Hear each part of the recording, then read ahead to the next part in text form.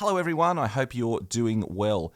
Just a quick announcement before the podcast gets started. You may have heard, but Peter Hart is working on a brand new book all about the Gallipoli evacuation, and it's being published by us, by Living History. You'll be able to order that book online and have it sent out to you as either a paperback or an ebook, and it's going to be something really special. Peter Hart has done a heap of research about this most important chapter of the Gallipoli story, and he's going to cover everything to do with the Gallipoli evacuation from all three sectors, from Anzac, from Helles, and from Suvla, and what a story it is. It's going to be a really wonderful addition to anyone's library about the Gallipoli campaign, so look out for that book.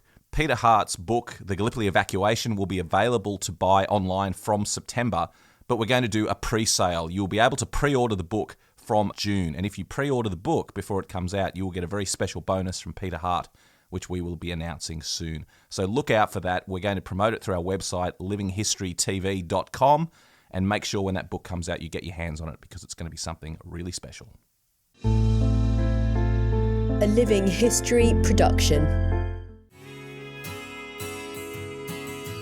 I'm Peter Hart, and for the last 40 years, I've interviewed thousands of veterans about their experience of war.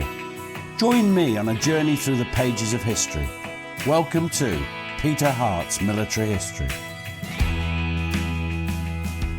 Hello, and welcome to Peter Hart's Military History. This is an ongoing series of podcasts that we are having great fun making. It's me, Peter Hart. You're tall, bald and handsome. And this is my good friend, Gary Bain, who's short, squat, and eye candy, according to him. Hello, Gary. Hi, Peter. You all right? I'm in good form this morning. I'm looking forward to this podcast. What are we doing today? You know what we're doing. Just explain it for the good listeners. Well, first of all, I just want to ask you how you're doing day 26, I think, in lockdown, Peter. I'm doing fine. I hate talking about lockdown, and you know it. Everything's but fine. I'm losing weight. I've stopped drinking. I'm more lovable than ever, and all my friends won't speak to me. Well, I've read everything in my library, particularly my Woman's Weekly, and I've now had to start reading one of your books. That is a state of desperation, Gary. Are you all right? And they've extended it another 3 weeks. I'll have to read another one of your books. Oh, dear. So today, since you ignore my gentle hint, today we're going to do the Battle of Le Cateau, which took place on the 26th of August, 1914. And it follows up from the Battle of Mons, which is 23rd of August. And it's a tense situation. The British are being outnumbered by the German First and Second Army, which are smashing through. They'd held a while at Mons, hadn't done excessively well. We discussed that in that podcast. And then they fell back. And it's only really then that Sir John French, Field Marshal Sir John French, who's in command of the BEF, discovers that there are four German corps facing the BEF, and that Lanrezac's Fifth Army, the French, was already retreating. Now, there's a problem with French throughout this, isn't there? And let's not the French, with Sir John French during this whole period. And I know you feel strongly about him, but one of the worst things about him is he keeps ignoring the intelligence. He ignores his own intelligence officers, his liaison officers. He ignores the things coming in from the Royal Flying Corps. He ignores the advice of his own command and intelligence officers. He just, and it's only now, it's confirmed by everyone, again in explicit terms, that he finally accepts that not only are they going to have to withdraw, they're going to have to retreat. This isn't pulling back for a couple of miles. This is a full-scale retreat. But even then, I think originally they'd identified some defensive positions not far behind Mons, actually, that they were originally going to withdraw to, and then with the realisation, and I would say, actually, it's the first time Sir John French fully appreciates the situation.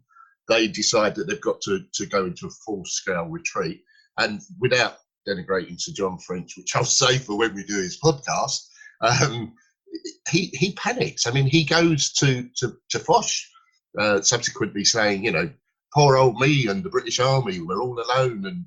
And he actually stops being the leader on the ground. I mean, he disappears. He goes on a tour of units and smiles and shakes hands, frankly.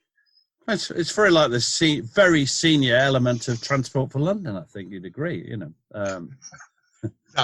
No, just in case any of them ever listen to this now, I wouldn't agree at all. I have a pension to think of. Now, so there's a series of small rearguard operations on the 24th. They're not small if you're in them, but, you know, let's glide past them.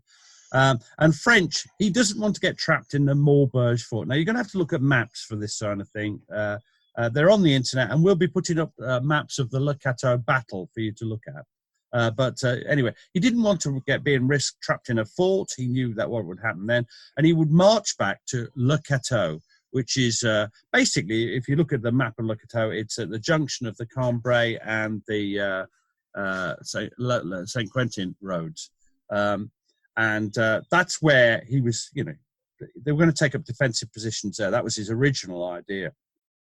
He then screws up again in some ways, because as the BAF falls back, there's a dirty, great big forest in the way called the Forest of Mormal. And they weren't sure about the state of the roads going through it. So what they do is they decide to march on either side of it. I'm not sure the Germans were quite so fussy, but they march either side. So First Corps goes to the, I always have trouble with my west, to the They east. go to the east, yeah, they go east. And the Second Corps go to the west. First Corps under the command of Lieutenant General Sir Douglas Haig. Second Corps under the command of Smith Dorrien. I don't use his first name because I'm not as intimately acquainted with him. I know he's your favourite. So they fall back, and all the time, there's no control, no grip. And this is a quote from Dan Snow's great-great-grandfather, Dan Snow, who's a great communicator of history that I've gained increasing respect for when I've tried to do it myself. I think you'd agree with that, Gary. It's all very well being arsy about it. When you actually try and do what he does, it's quite difficult. Anyway, this is how GHQ treated General Sir Thomas Doyley Snow. You can always tell posh people because they've got names like Doyley and St. John. And Thomas.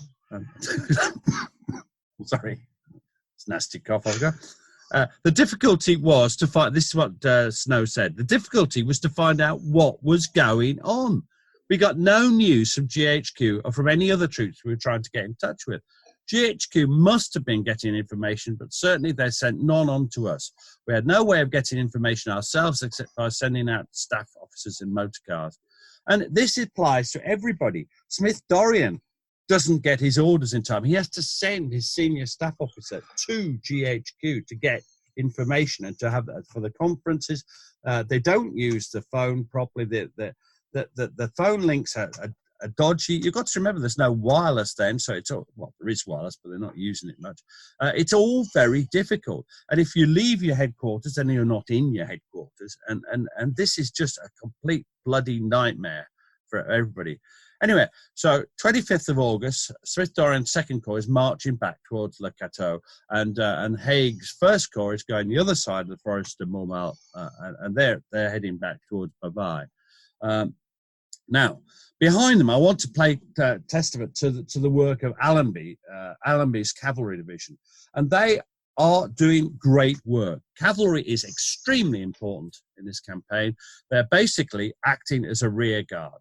They're fending off massively superior numbers, and the way they're doing it is you drop into a defensive position with a small number of cavalry, you force the deployment of the German infantry and guns, and as the guns come into action, you start to fall back again. And that means you delay, and that's what a rear guard does. You're not stopping them, you're forcing them to run. And this is in accordance with British doctrine, such as it was at its time. Now, Haig's First Corps is having trouble in a variety of ways. They have to share the roads with the French, Lannesac's Fifth Army, and they're very slow in progress, and they fall behind.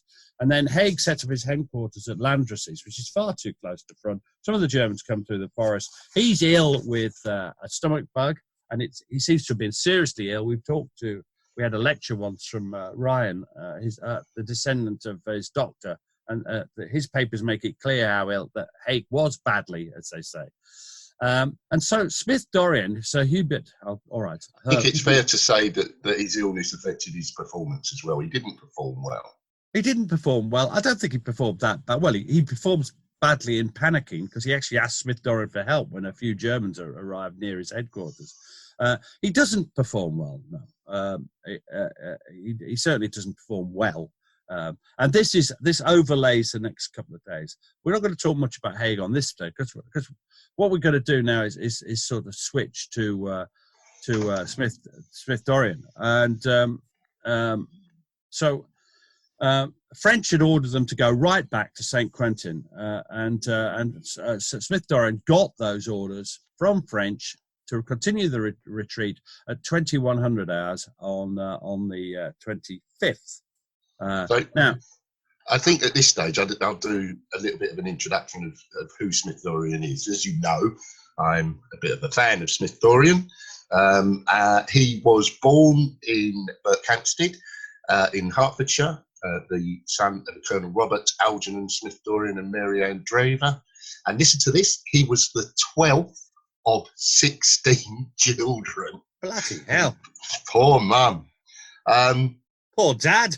He was educated at Harrow, and in February 1876, he entered the Royal Military College, Sandhurst. He wanted to, on graduation, go with the original 95th Rifle Brigade, but instead he had to accept a commission into the 95th Derbyshire Regiment of Foot, which later became the Sherwood Foresters. Fine body of men, Gary. Fine body of men. Fine body of men. And we have a mutual friend who will be very pleased we said that. Now, on the 1st November 1878, he was posted to South Africa. Now, that wasn't straightforward because Lord Chelmsford, who was in command of the forces that were being sent to confront the Zulu nation, had asked for 3 officers from the 95th, and the commanding officer had declined Smith-Dorrien's request. So Smith-Dorrien went round him and wrote directly to the War Office, which was probably his first instance of insubordination. There will be others. And he was present at the Battle of Islandwana. Oh, I've heard about that. That was not one of our successes. No, on the 22nd of January 1879, he was serving with the British Invasion Force as a transport officer for a detachment of Royal Artillery. And the Zulu impis basically overwhelmed the British lines on the side of this very large hill. Which side? The right-hand side or the left-hand side? The middle. And Smith-Dorrien narrowly escaped on his transport pony, where he, dependent on who you believe, he was a great hero, where he travelled some 20 miles with thousands of Zulus on his tail. And he only had thousands. According to A.J. Smithers, the man who disobeyed, published in 1970, he only had 11 rounds of ammunition to achieve this. Some people think he may have left slightly earlier than others, but he was, in fact, only one of fewer than 50 British survivors from the battle. It was more native African troops survived, but there was only 50 British. So one way or the other, he was lucky. He was very lucky, and sometimes, you know, as a leader of men, it pays to be lucky. I think Napoleon references lucky. We'll come back to that. Yes. His early career consists of participating in most, if not all, of the Victorian-era conflicts at Victoria's little wars, including Egypt, India, and the Sudan, as well as being shipped back up to South Africa. He must have had a nice suntan then. Oh, he would have done, yeah. As well as being shipped out to South Africa in, October 1899, arriving at Durban right smack bang in the middle of the Black Week on the 13th of December of 1899 in the Second Boer War. The British suffered 3 major defeats that week. That's happened to Arsenal a couple of times, hasn't it? He was mentioned in dispatches 3 times, and he was arguably one of the few British commanders to enhance his reputation during that war. There's no mention at this stage of his notorious bad temper, He would fly into rages. I mean, it wasn't just bad. He was noted for a very violent temper. Shocking. He was appointed Adjutant General of India in 1901 and subsequently GOC Aldershot Command in 1907, where he was succeeded by Haig. And in March 1912, he was appointed GOC Southern Command and promoted to full general in August that year. Now, he was appointed commander of the Second Corps following the sudden death of Sir James Grierson, which I think was around about the 4th or 5th of August 1914. No. It's 17th of August. I think. Well, it's just after they got to France. It was the day after they got to France, the night after they got to France. And why did Grierson die, Gary? He was somewhat overweight and unfit and had a heart attack, I think. But it's interesting, the point I was making, which a lesson to us all, which you very kindly corrected me on, was he'd actually only been in command of the Second Corps in that case for about a week. So very, very short time to prepare. So can we be sympathetic towards Smith-Dorrien? Because then Smith-Dorrien's taking over round about just a couple of days, then 2 or 3 days before the Battle of Mons, which is a full-scale battle as far as he's concerned. He's got staff he's not familiar with. And also, am I right in thinking that First Corps was a set-up corps, it had its own staff and everything, but Second Corps had been formed and everybody in their job, the staff, was new? That would be correct. I'm certain that's correct. So let's just put this as a backdrop. Smith-Dorrien's come into the job late and has got not inexperienced, but he's got the wrong staff officers who aren't in post for long. So this is a problem because staff is key to everything, isn't it? Yep. Now, what state is infantry in after the they're retreating from Mons? I believe you've dug out a quote you want to read, which sort of gives us an idea of the state of the infantry. Yeah, this is an extract from the war diary of the first DCLI. It's typical. Fine body of men. Fine body of men. It's typical of all the infantry units' experience at the time. And I quote, outpost duty on and defence of Mons Canal from 4 p.m. 22nd to 11 p.m. 23rd of August. No rest on night 23rd, 24th. Rations failed on the 23rd of August. Outpost duty again on the night of the 24th, 25th of August. Neither officers nor men had eaten anything since 11 a.m. on that day. At 5 a.m., 25th of August, retirement continued. The battalion furnishing the rear party until 2 p.m. Le Cateau was reached at 6:30 p.m. The men were then served out with rations. The battalion was formed up, ready to march again at 6:25 a.m. on the 26th of August.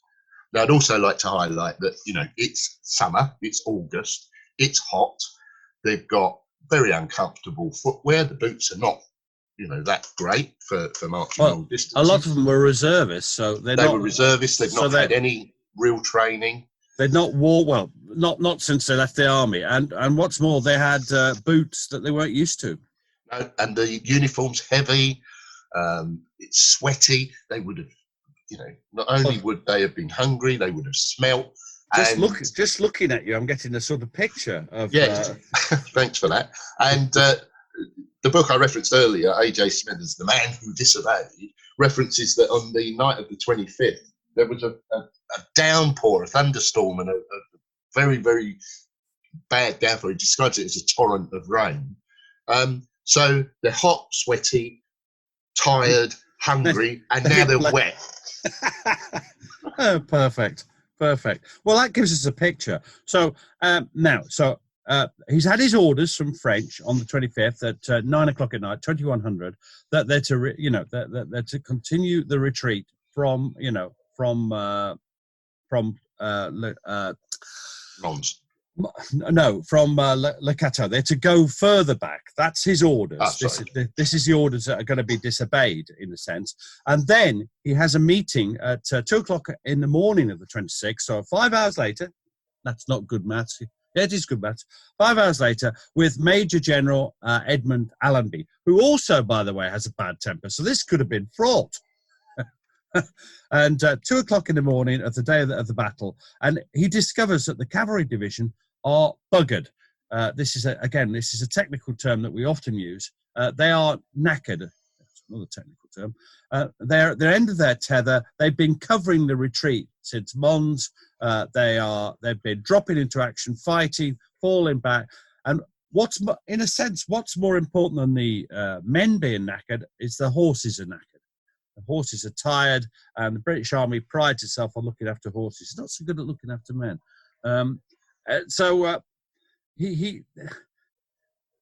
I want you to picture the position, Gary, and I know you know this better than I do. And once I saw this is in a way speaking to the converted. He's in his headquarters. He's got Allenby with him. He's got his staff are not experienced in job. He's got no time to locate where all his units are. Neither of them know particularly where everything is. There's cavalry units going missing all over the place. They've got no time for a proper reconnaissance. They've got no time to pick a real defensive position. No time to allow anybody to do anything. But a decision is needed, and one man bears that responsibility. Who is that man? You might say Sir John French. It must be. No. It's not Sir John French. He's not anywhere to be seen, heard, or thing. There's one man, and that's Smith Dorrien. And you're going to read. And I find this, people think generals are stupid just because because they've got this in their head. But this is a long quote that Gary's going to read that delineates exactly what's going on in Smith Dorrien's head. And I think it's brilliant, and it's a testament to the man. I agree entirely with that.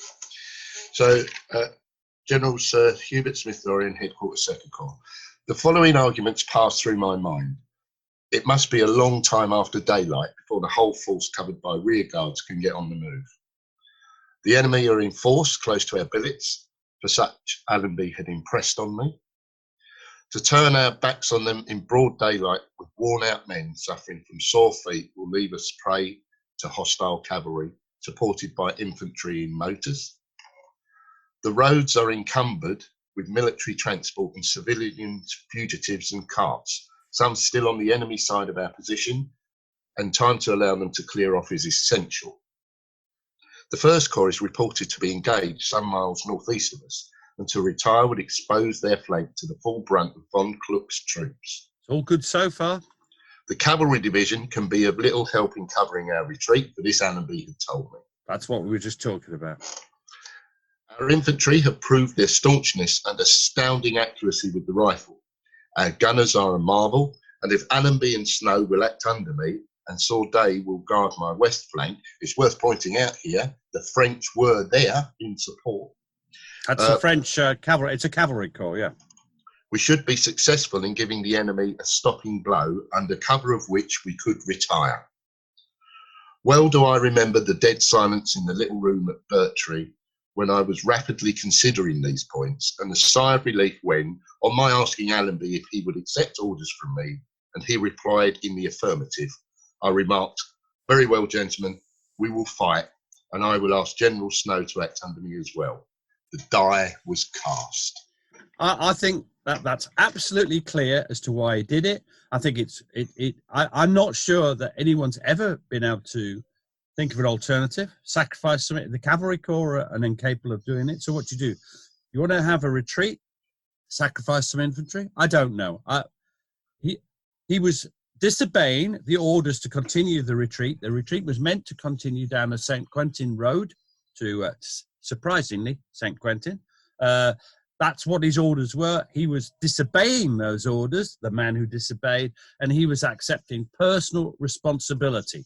And I think that's one of the most remarkable things. He accepts personal responsibility.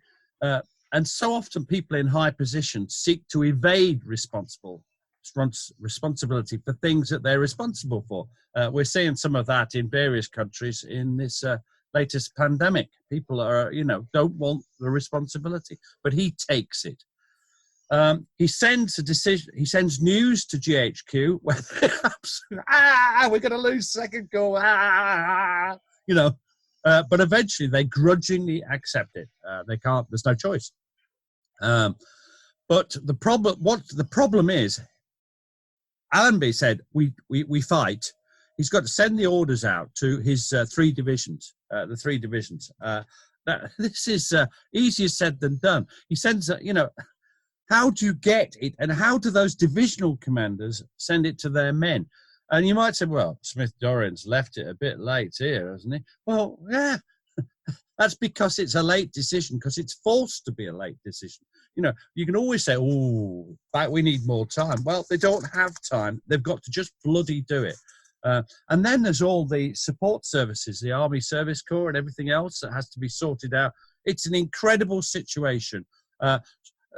Snow, 4th Division, does agree to fight under him. By the way, I should mention that, because he says it's a precondition of him standing is that Thomas Snow stays with him. And Snow, good chap, just like all the Snows. Is Anyway, so there, because I've heard Dan Stowe on both History Hack and Matt McLachlan's recently, and he comes across impressively. And he's, in my view, his grandfather, a great grandfather, although not much liked, also does quite well. He's just a bit of an arse at times. Anyway, so a lot of work. They take up their positions, and here you want to look at a map. Either it'll be on the internet. We'll be putting a couple of maps up, because different maps are good at different things, showing where they are and what they are. Gary, I want to see you looking at your map now, like this. They take up positions basically on a 10-mile front, stretching from Le Cateau, which is near the junction, aforementioned junction of the Cambrai and St. Quentin roads. No, it's not a hand. For once, it's not my hand. Normally, when we talk about Gallipoli, I always have my hand stuck out like a sausage. So they're 10-mile front and stretch from Le Cateau, basically along something called the Cowdrey Ridge to Esme. That's the westward point, and Esme's, that's where they're going to be. And then the line is prolonged, and people always forget this, by the French 1st Cavalry Corps, commanded by General André Sordet. You've got the 4th Division on the left, so that's in the Esme. If you call it the Esme area, it's a couple of miles there, 2.5 miles there. 3rd Division is in the centre. That's around Cordray, if you want to go around there. And on the right is 5th Division, which is sort of, round the Monte Spur Heights. And then 19th Brigade are in reserve back on the St. Quentin Road at Romont. So that's where everybody is. The infantry battalions only got the order to stand and fight at the very last minute. And in some cases, we heard from Gary how exhausted they were from one example of a war diary. Now, here's how unsympathetic people can be. Now, this is why sometimes people don't like Snow, Thomas Snow. Major General Sir Thomas Snow, this is commanding 4th Division. He says this: I rode round the troops who were supposed to be entrenched. In spite of what troops had learned in the Boer War, in spite of what they'd been taught, all they had done was make a few scratchings in the nature of a shelter pit, of no use whatever against any sort of fire. I came to the conclusion then, and never altered it during the war, that unless driven to it by his officers, the British soldier would sooner die than dig. But whether the reason for this was stupidity, lack of imagination, or laziness, I don't know. But probably it was a little of all three. What do you think of that, Gary? Yeah, I can assure you that any British soldier would sooner dig than die, the other way around. But they're knackered. They have been engaged. They've marched for miles in terrible conditions, frankly, and some of them would have been told that the retreat was continuing. That they all were, in a sense. There would be confusion, and I think that they're just representative of the society they come from. They are not going to be highly educated, intelligent leaders of men in the most part, and they need leadership, and it's his job to give it, frankly. Yes, and that's not leadership. I think that's that. I mean, I've got some time for Snow, but that's not his greatest moment, is it? No, that's not a great quote, Peter. Now, so they take up positions. Some of them are on the forward slopes rather than the reverse slopes of the Cowdrey Ridgeline, and that's not good because it means that you're exposed to German artillery fire and machine gun fire. The old Duke of Wellington taught us that. Remember that at Waterloo? You put troops behind the ridge so they can't be hit, and then you say, "Up, guards, and at 'em." Well, that's what we're supposed to say. Anyway, but one of the worst points about this late deployment is the artillery of 5th Division. Now, they're on the right, and they're caught on the hop. There's just no two ways about it. And their commander, the CRA of the 5th Division, is Brigadier General John Headlam. And do you know what? He says this: there was, however, little time for preparation. The previous plans for distribution of the artillery had to be discarded, and all that could be done was to allot brigades to different sections as we rode rapidly along the front. And they had little time to select positions and get the guns into action, and some hasty cover thrown up before the Germans opened fire. Now, where they chose these positions, rushed as they were, was in full view of the German artillery and their infantry, and it was essentially in line with the British front line. It was, intermingled with the British front. They got no time to work out their possible fits. And there's other factors going on as well, Gary, and these are serious, really serious, and this causes a lot of casualties. There was no coherent planning. The staff weren't used to their roles within Second Corps, because Second Corps hadn't existed up to 2 or 3 weeks before. The artillery had this culture of trying to be close to and physically in contact and support of the infantry, but they hadn't realised that the shells are the weapon, not the guns. The guns fire the shells are the weapon. You don't have to be in sight. For all of the First World War shows, you could be behind a hill, out of sight, in cover, not under fire, and still support your troops. If you're in the open, you're a bloody target. And all the time, of course, the German artillery are targeting you. As soon as they're not watching you adopt your positions, they are actually targeting you. They are, and this is what Don. This is less unpleasant by snow. This is much better. The Germans had longer range howitzers, and they fired them from concealed positions. And this is what Snow said. The thing that struck me most was the rapidity with which the German artillery got onto their target. It appeared to me as if they always got the bracket in 2 rounds, i.e. one on either side. And then the next round was plumb on target. The way the Germans picked up targets seemed to be at the time almost uncanny, but really it was because they made use of aeroplanes and observers who were in contact with the guns. It's not just aeroplanes, because they had trouble signalling down. It was also that they had a proper system of indirect fire established, and they were more willing to use it. And frankly, the way that the British artillery was deployed, they're visible. They're visible. It's just ridiculous. Now, the Germans announced their presence on the battlefield in no uncertain fashion, and Lieutenant George Parr, 1st Somerset Light Infantry, he's in with 4th Division, and he says, at 7:45 a.m., 3 shells burst over us in quick succession and hit 3 men and alarmed the rest horribly. We all got our heads down behind our head cover, scraped up with our entrenching tools, just enough to stop a bullet if you throw the earth well out to the front. This cover is no good against shrapnel, which bursts overhead.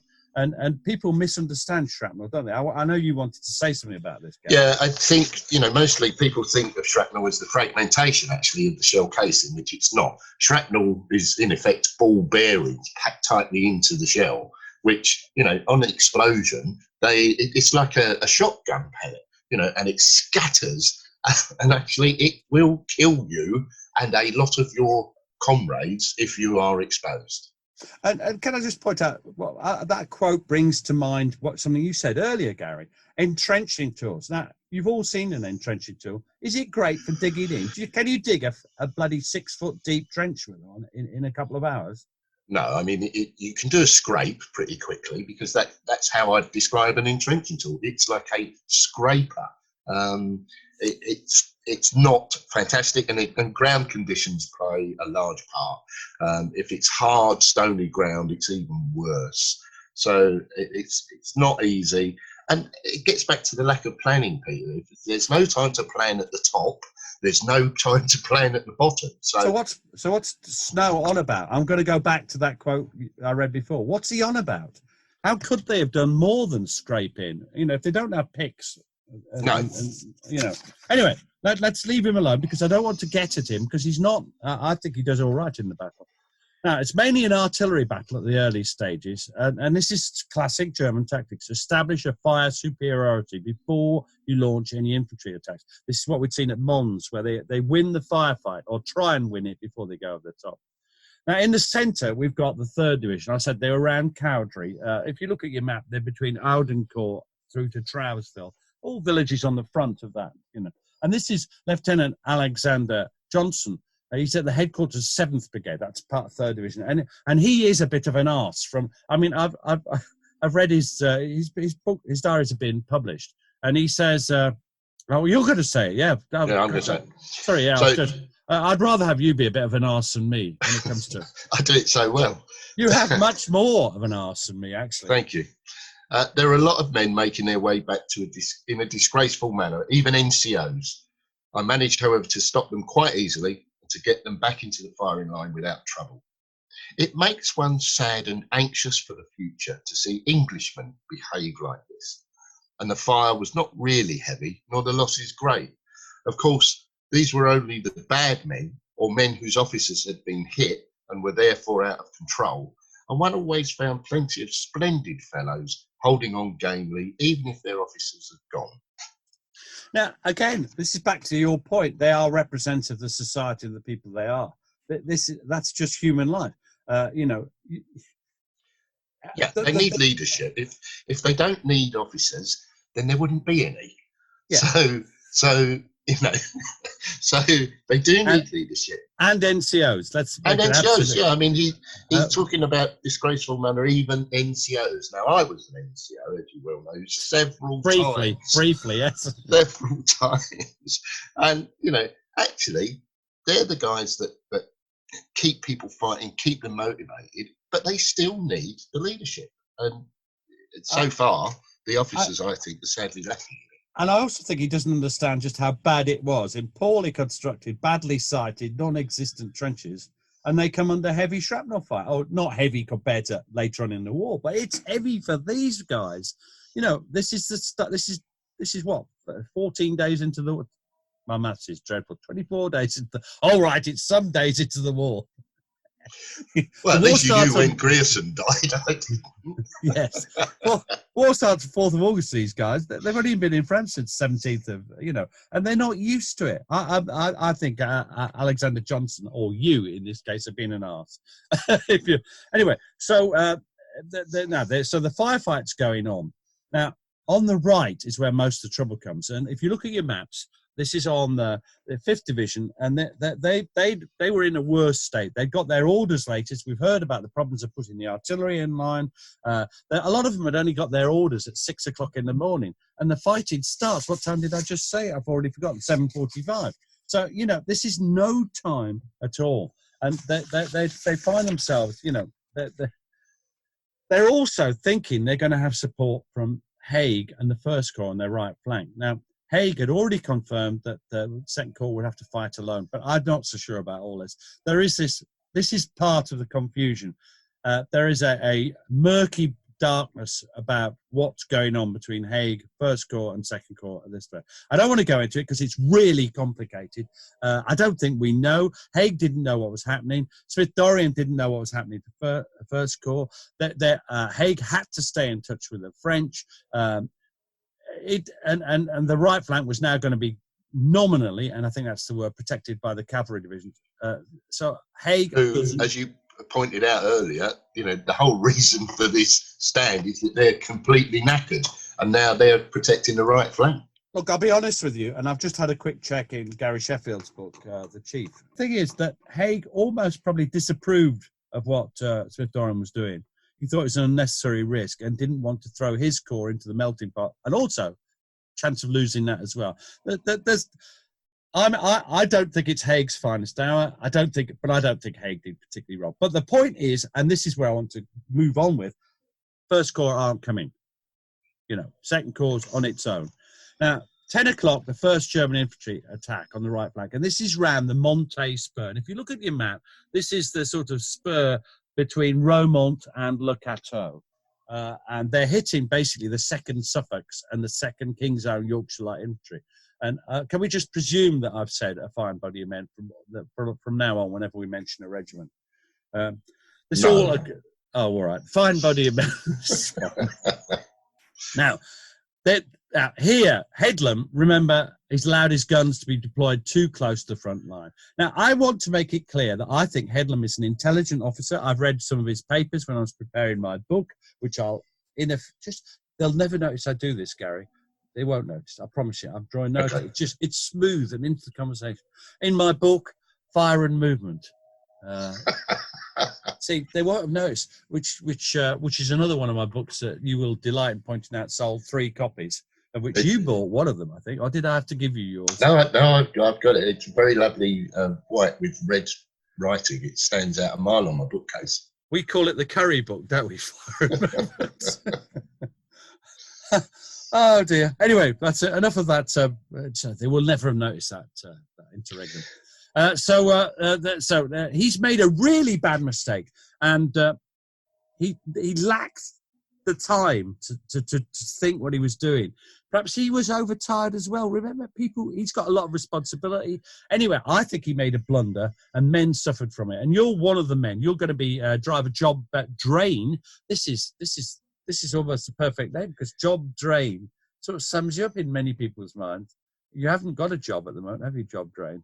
And you're with 37th Battery, 8th Howitzer Brigade, Royal Field Artillery. Tell us what's happening, Job. Lumps of shells and bullets were flying down in between us. Most of our drivers got wounded, and we had given up all hope of escape and only waited for our turn at any moment to come. The shells burst like rain. The cries of the wounded and the shouting of the men was something terrible. I do not think there was a man on the field that day who did not say his prayers.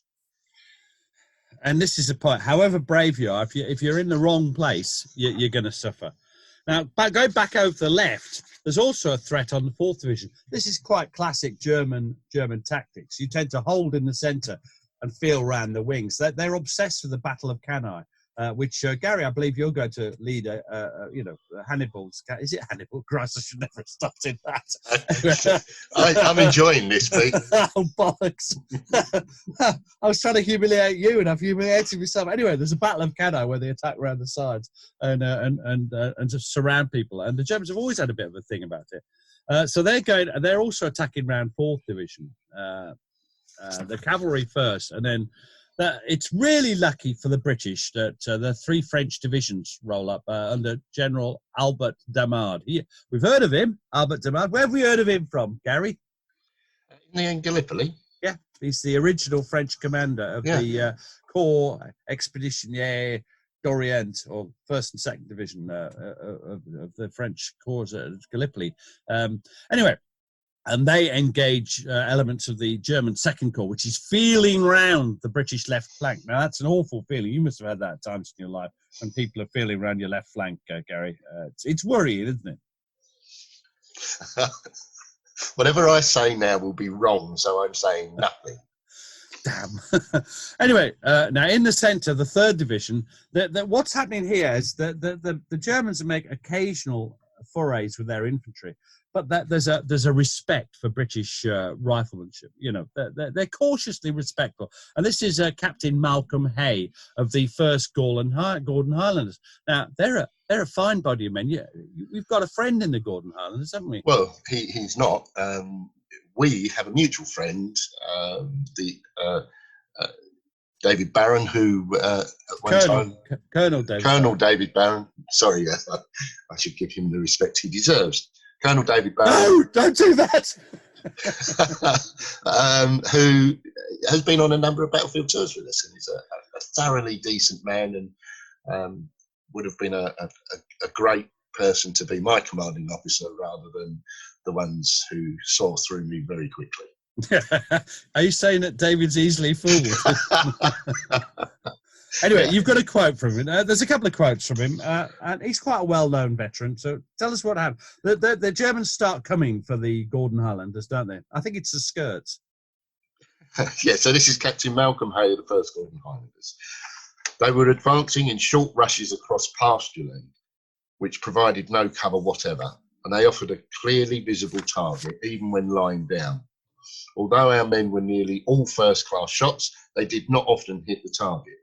This was owing to the unpleasant fact that the German gunners kept up a steady stream of shrapnel, which burst just in front of our trenches and broke over the top like a wave. Shooting at the advancing enemy had to be timed by the bursting shell. We adopted the plan of firing 2 rounds and then ducking down at intervals, which were determined as far as could be arranged for by the arrival of the shell. But the shooting of the battalion was good enough to delay the enemy's advance. So they're both sides using sensible tactics there, but what the Germans are determined to win the firefight. They also use their machine guns, not British. It's the same. They brigade their machine guns, so they achieve a bigger and better concentration of fire. Anyway, Hay's hit. You're hit, are you, Mr. Hay? Yeah. So he continues. The blow might have come from a sledgehammer, except that it seemed to carry with it an impression of speed. A voice said, "Mr. H has got it." Sorry, I just want to interrupt. I just love these voices from off. You can just imagine you as a Lance Corporal going, "Mr. H has got it," and then carry on. Through the red mist, I looked at my watch. It was spattered with blood. The hand showed 5 minutes to 4. The voice which had spoken before said, "Mr. H is killed," before losing consciousness, and almost at the same time as the bullet struck, the questioning thought was present in my mind as vividly as if spoken. Is this the end? And present also was the answer. Not yet. And it wasn't. Well, that's that. The quote comes from beyond the grave. Well, it is beyond the grave now, isn't it? That's one. Anyway, he's getting it's a great. I cover that in my book. What was that book called, Gary? I've forgotten already. Yeah, me too. I genuinely have forgotten as well. Gary book.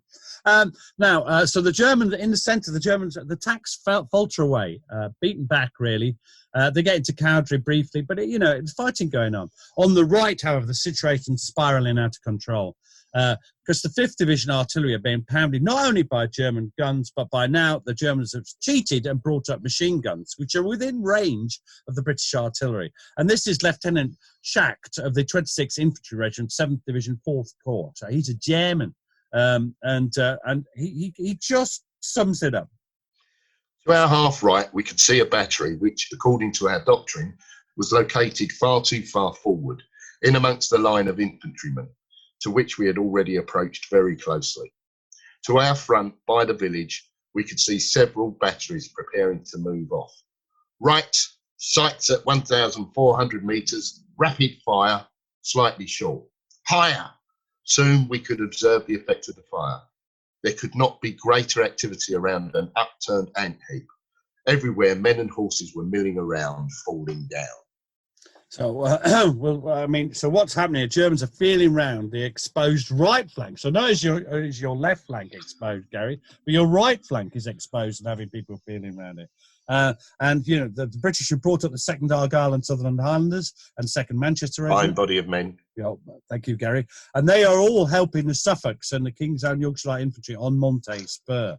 Now, this is a quote from Private Charles Ditcham, 2nd Argylls, and he says, then the party started. And I mean, the party started. The Hun came along in his hordes. We were just lined up in a cornfield. I shall never see a picture like this in my life again. These Germans literally came in their hordes and were just shot down, but they still kept coming. There was sufficient of them to shove us out of the field eventually.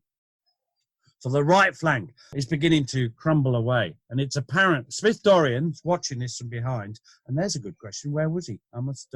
Anyway, you can see what's happening, and he can see that he's held up the Germans for as long as he can. You know what I mean? He's done it, 5 or 6 hours. It's 7:45 in the afternoon, and around it's about 3 o'clock. He changes right. So he decides to take action. They can't stay anymore, or they're going to get cut off and destroyed. So this be General Smith Dorrien, Gary. Yeah, and I think he actually gets the timing spot on here. I think it is the right time to retire. So he says, I recognise that the moment had arrived when our retirement should commence, and requesting Gaythorne Hardy to hurry back to Ferguson and tell him to order an organised retirement at once as the best means of saving a disastrous rush to the rear. Now, intention, that's not what happened. And this is not particularly his fault, but This is on a contested battlefield. Both his left and right are under heavy pressure. His orders reached the 5th Division at about 1400. I got the time wrong there, so he's done that. 1400 it reached the 5th Division, and then there's more delays going to the brigade headquarters, and it's got to go to the battalion headquarters. And it's got to get to the guns. Everything goes to hell. This is not Smith Dorrien's fault. This is what happens when you're trying to withdraw in a contested situation. Now, Lieutenant Lionel Lutyens, he's with 28th Brigade RFA, and they're supporting the 13th Brigade of Infantry. And this is what he says. He's one of the people, of course, that Lieutenant Schlack, that German we were quoting earlier, was shooting at. I heard the pop, pop, pop, pop of a machine gun, and a perfect hail of bullets started coming over. The Germans had pushed a machine gun, or a couple, onto the knoll, 500 or 600 yards to our right front, and had turned straight onto the battery. This machine gun had been incessant for 5 or 10 minutes when I heard a shout of, "Limber up, we're going to retire." Now, so that's from their perspective. Now, Lieutenant Schlack, now you're changing sides. You're going to be him as well, aren't you? Yeah, I'm going to turn to the right now and have a German uniform. So what's Lieutenant Schlack's 26th Infantryman? What's his perspective of this? Among the flashes appeared a dark mass. It was the teams approaching at a mad gallop. We could not help but think, are they mad? No, with extraordinary bravery, they were attempting to pull out their batteries at the last minute to save what was left to save. Half right, 1,000 metres, double tap, rapid fire. And in a hectic rhythm, 12 machine guns poured bullets at the sacrificial victims. Brigaded machine guns. Yeah? See what I mean? Yeah. 1 machine gun, 2 machine guns. The fire is not that tactically significant. It's a lesson the British would take another year to learn. You brigade them, you get mass fire. Anyway, so 37th Howitzer Battery was one of the last to leave, and there's an extraordinary heroism, and you're going to be Driver Job Drain again. That's your perfect name, really. I'm always going to think of you as Job Drain now. Thank you. The German infantry were only 100 yards off their guns. Driver Luke and myself went back at a mad pace, but Driver Kobe, my centre driver, was shot from his horse. There were then only left myself and Driver Luke, Captain Reynolds and 2 or 3 others. It was the worst time of my life. Shells and bullets were flying like rain from the clouds. Now, subsequently, Captain Douglas Reynolds, Driver Fred Luke and Driver Job Drain were to be awarded the VC. Now, that's largely because they were alive, whereas poor driver Benjamin Kobe was forgotten and there's no known grave, I believe. I think it's nice to remember people like Benjamin Kobe. It's not just VCs, he did exactly the same as the others, as far as we know. Yeah, and but that's medals for you. That's and it's medals. The fortunes of war, of course. Yes. Now, on Monte Spur, they're isolated on Monte Spur, and you can see where they are. They're stuck out there, and some of the Suffolks and the Argylls, they managed to get away. But the poor old 2nd King's Own Yorkshire Light Infantry get caught. They don't get the orders to retire, and they decide it's their collective duty to fight out to the end. And they're overrun, and most of the battalion's captured by 1630. But they act as a thorn in the side of the Germans, the 2nd King's Own Yorkshire Light Infantry. Let's not forget them. They allow the rest of the 5th Division to get away. 3rd Division in the centre, for them, they've never been that hard pressed during the day. They get away. And they've got a covering force provided by 8th Brigade. There is another bugger up here in the sense that the 1st Gordon Highlanders don't get their orders. And they're also cut off. Most of them are surrounded and have to surrender, although the words surrender and Gordon Highlanders, according to Colonel David Barron, are never ever to be uttered in the same sentence. I think they just went for a sort of holiday camp with the Germans, but it's not funny. They fight to the end very bravely. Well done, the Gordon Highlanders. 4th Division, they're in trouble. They're being attacked now by the 4th German Reserve Corps, and many of their units start to lose cohesion. They've only just got there, remember. I'm not bloody surprised they're losing cohesion. They don't know what's going on. But I'd like to have this quote from one of the surviving King's Own Yorkshire Light Infantry. I think he's a doctor. I'm not sure. Anyway, Lieutenant Cyril Helm. And he says this, he's with 5th Division on the right. The road was now in a most indescribable state of confusion. Infantry, cavalry, guns, limbers, wagons, ambulances, staff cars, and every other conceivable form of vehicle, all going as hard as they could and all mixed up together. Things were not improved by the fact that the Germans were starting to shell the village, and the word came along that a general had said there was no time to be lost and every man was to shift for himself. So there we go. They do get away. And, you know, I want to address the myths now, Gary, because the myths actually confuse the picture. It's the same day as the Battle of Crécy, I think. Well, that's nothing to do with it. It's a bloody coincidence. And it's a different battle. It's got it's just bollocks from start to finish. Now, the traditional British thing, and I know one that you have some partiality towards, Gary, is that the mighty German hordes were given a collective bloody nose, and, you know, and that they're slaughtered, Gary, slaughtered, you know, and by the British riflemen. And they were so sort of, you know, it's like being punched on the nose. And they thought, wow. They're not willing to come forward. They don't really pursue the BEF with any real vigour. And the retreat continues relatively unmolested. Now, I think that's what you might have thought before you started to study it properly. I mean, what do you think now? Yeah, I think you've misunderstood my position, actually. I think I admire the decision-making of Smith Dorrien. I admire the leadership. He does turn and fight, and I think that took real courage. And I'm going to quote from Sir John French, who had absolutely no reason to be supportive of Smith Dorrien. He latterly sacked him. And he said, "I say without hesitation that the saving of the left wing of the army under my command on the morning of August 26th could never have been accomplished unless a commander of rare and unusual coolness, intrepidity, and determination had been present to personally conduct the operation."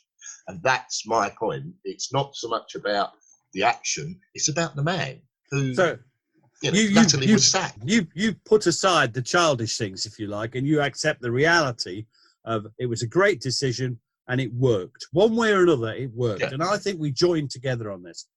The reality is that the Germans only really pressed their attacks on the flanks, and they had a lot less casualties. So they weren't shot down in droves.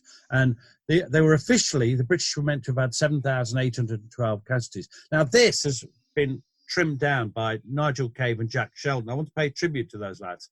So they've done a lot of work, and they reckon it was more like 5,000. What's happening is people who were on the retreat the next couple of days, or even the day before, were included in the figure, and they reckon it's more like 5,000. And what they say is more research needs to be done. This is, you know, and we're not going to do that research, are we, Gary? We're too lazy.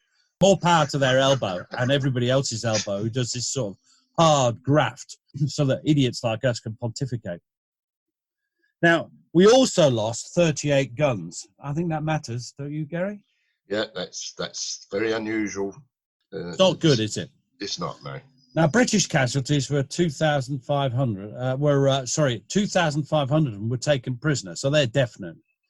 What's the German total? Well, if they're a lot more than the British, it's going to be that tens of thousands, is it, Gary? No, I believe it's around 2,000. Yeah. So, if you, it's the myth in some ways that clouds the acceptance of Smith Dorrien's achievement, in my view. The myth is overstated and causes a pushback. People say, "Oh, bollocks, it's not that good. We had more casualties than them, a lot more, 2 or 3 times more." You know, the other thing is, so I think the Germans won the battle, as if you call it a battle. You know, they won it. They had the best of the fighting, but Second Corps did escape. Now, is this because they'd given the Germans a bloody nose so they were incapable of following? I don't believe it was. I believe it's von Kluck who makes mistakes. Generals make mistakes, of course they do. He doesn't know what's going on, partly because his cavalry aren't very good. It's one of the things about the German army, they're not perfect, and a lot of historians are now pointing to the cavalry and saying that their cavalry, they don't look after their horses properly, so the horses get tired, the cavalry are immobile. And he also ignores the reports coming from his aviators. Now that, same as Sir John French, so so therefore he thinks that the BEF are still falling back towards Maubeuge, which we're not. He starts to juggle about his forces. Anyway, the point is they don't pursue them closely. So, so what do we think? It's not in accordance with Field Service Regulations Part 2, which, it's not meant to be a full-scale... covering a retirement does not involve a full-scale battle. It's meant to be token deployments, like the cavalry had been doing, to force a time-consuming deployment. That's not what happened. But we've already discussed this, Gary. The cavalry corps... The cavalry corps knackered. This is a full-scale battle. There's no other way of describing it. But I think that it was thrust upon him. He had to do that, given the circumstances. So the question is, and you've answered it there, was the decision justified? You think it was, and I think it was. I think it was. And I admire him for it. Did it save Second Corps? I don't know. I don't know about that. What do you think? Well, we're never going to know, are we, really? The fact is, the Second Corps was able... two cars. was able to continue pretty much being, shall we say, less molested than previously in the retreat. So I think it did. And, ultimately, both First and Second Corps were in a condition to fight. Now, one thing I would say is that the French, the headquarters, Sir John French, who? The French, so yes, him, yes, who? Where was he? Where was he? The French, so the French, Joffre and the rest of them, Lanrezac, Haig, all thought that Second Corps was no longer of any fighting worth, because the retreat is a desperate business. I mean, they don't retreat in good order, but they do pull themselves together and are able to play a full part in the decisive Battle of the Marne under the French under Joffre's direction. So I think, summing up, I'm with you, Gary. And the more I look at this, the more I back up my decision in my assessment in Fire and Movement. I think that it was worthwhile. You can't but admire his courage. I admire his courage enormously. It's a bold decision. Did he have any alternative? In my view, the quote you read from him demonstrates I don't think he had much of whatever Haig may have thought, and Haig's much more doubtful. Haig wasn't there. Sir John French wasn't there. Smith Dorrien was there. And we both admire him, don't we? Yeah, I would add to that. It's not just, it's his management of the battle and the leadership he shows. And he's showing far more leadership than the CNC. The fact is, he'd been in situ for now probably just over a week. And he's showing a level of leadership that Sir John French doesn't. And I think ultimately Sir John French sacks him because he's rather jealous of.